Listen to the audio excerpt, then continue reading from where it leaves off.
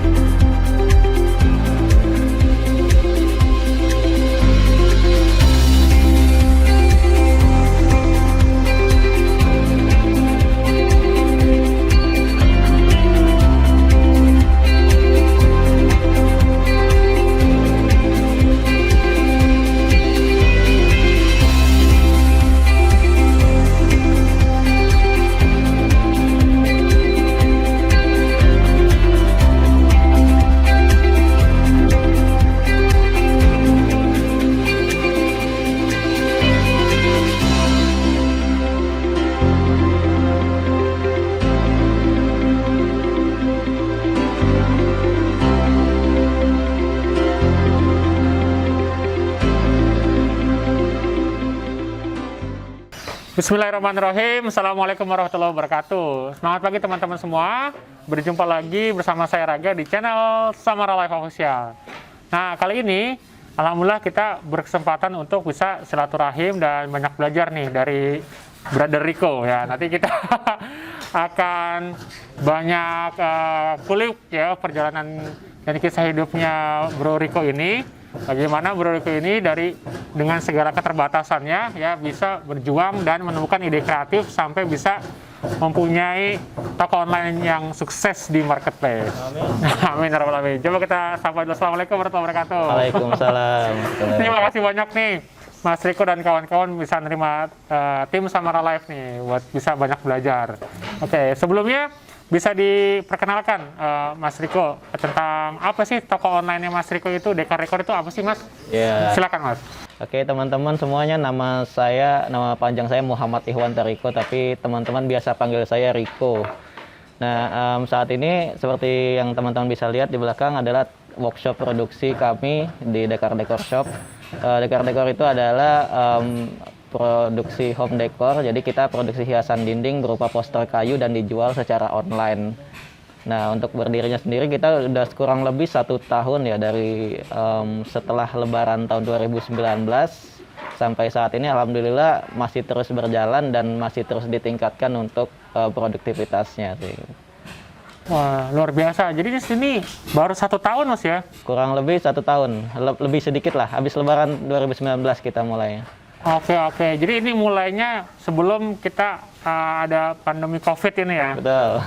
Oke, nah teman-teman ini buat informasi juga ya, ini Mas Rico ini sosok yang cukup inspiring ya. Kenapa kita belajar hari ini dengan Mas Rico ini? Jadi beliau itu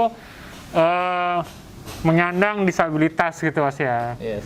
Nah jadi beliau secara visual itu berbeda sama teman-teman, nggak bisa melihat dengan normal gitu kan.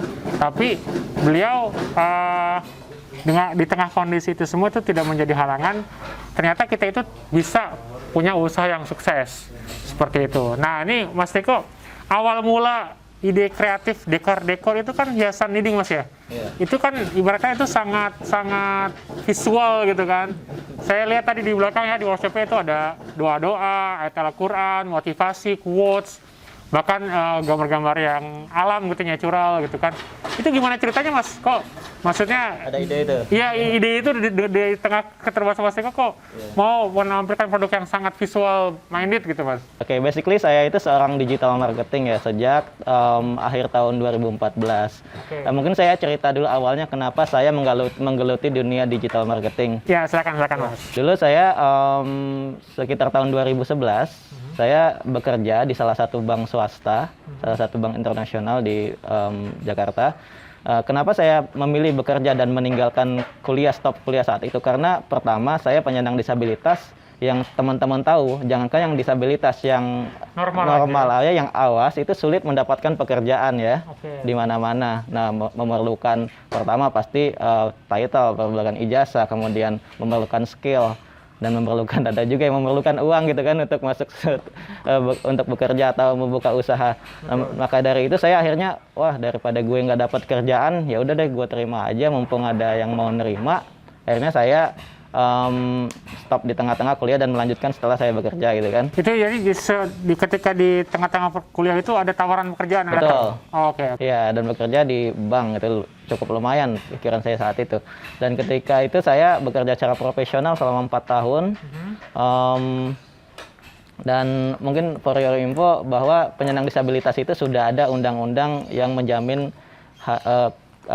haknya untuk bekerja di Indonesia ini. Di Undang-Undang Nomor 8 Tahun 2016 bahwa setiap penyandang disabilitas, setiap lembaga pemerintah dan BUMN wajib menerima 2% penyandang disabilitas di instansinya dan 2% dari jumlah karyawannya atau 2 orang, misalnya kurang dari 100 orang.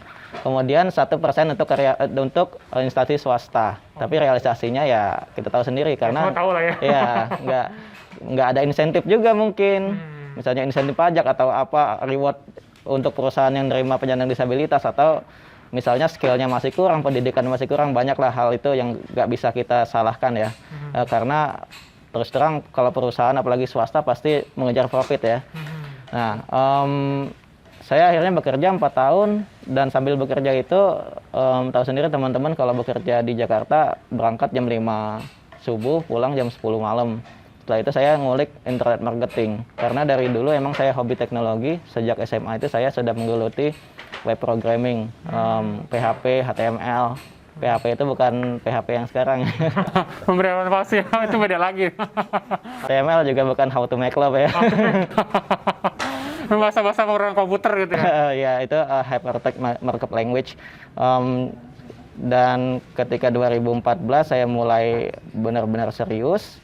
Dan di 2015 pertengahan ketika penghasilan dari internet itu bisa menutupi kebutuhan sehari-hari, akhirnya saya memutuskan untuk resign dan fokus bekerja di rumah. Jadi bukan serta-merta saya nyebur gitu ya di digital marketing kemudian melepaskan semuanya, tapi memang ada perhitungannya di situ karena sudah ada tanggung jawab juga sebagai kepala keluarga.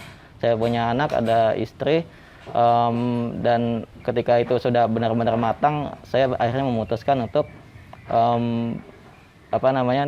menggeluti dunia digital marketing. Alasannya pertama, itu accessible. Accessible itu artinya saya bisa mengakses, saya bisa melakukan apa yang orang lain bisa lakukan di internet karena ada fitur aksesibilitas. Kalau untuk tunanetra itu namanya screen reader, aplikasi Screen reader ya? atau pembaca layar.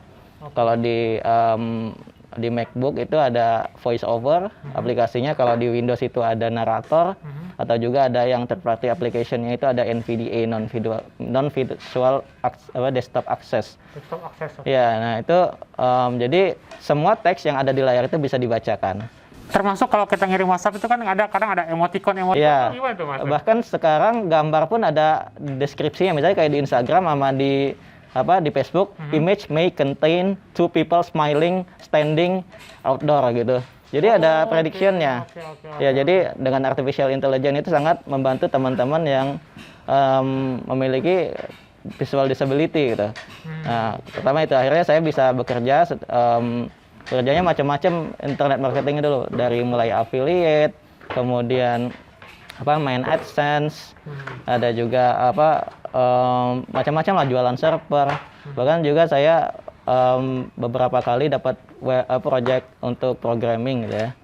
Nah,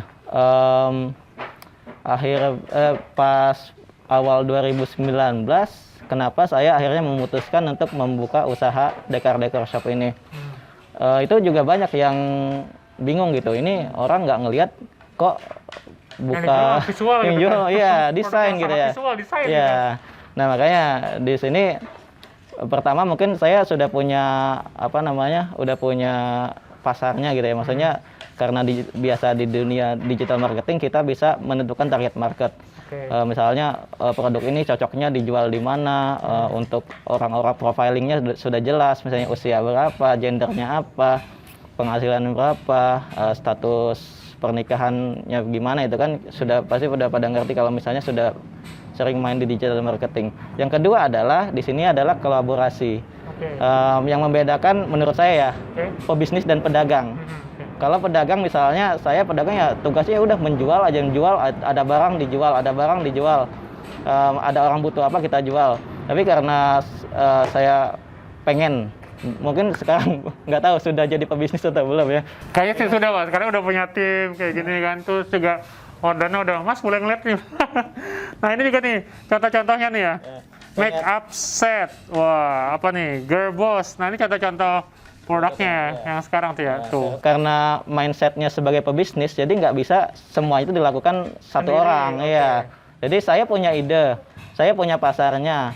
Terus bagaimana caranya merealisasikan ide itu. Jadi saya rekrut pertama mungkin satu partner waktu itu. Satu partner orang yang bisa membuat idenya itu jadi real gitu kan. Saya punya idenya, saya punya strateginya, dia tinggal mengerjakan apa yang saya inginkan. Nah, saya rekrut satu orang awalnya, habis itu 2, 3, 4. Sekarang alhamdulillah sudah ada include saya dengan istri sebagai admin, itu ada sekitar 8 orang yang bekerja di dekor shop. Iya, jadi intinya itu. Jadi kolaborasi yang bikin semuanya itu jadi mungkin. Yang tadinya orang tunanetra melihat aja nggak bisa, apalagi bikin desain. Dengan kolaborasi itu jadi kita bisa memiliki porsi masing-masing, dan ketika semuanya itu digabungkan ya akhirnya tujuannya itu akan tercapai gitu.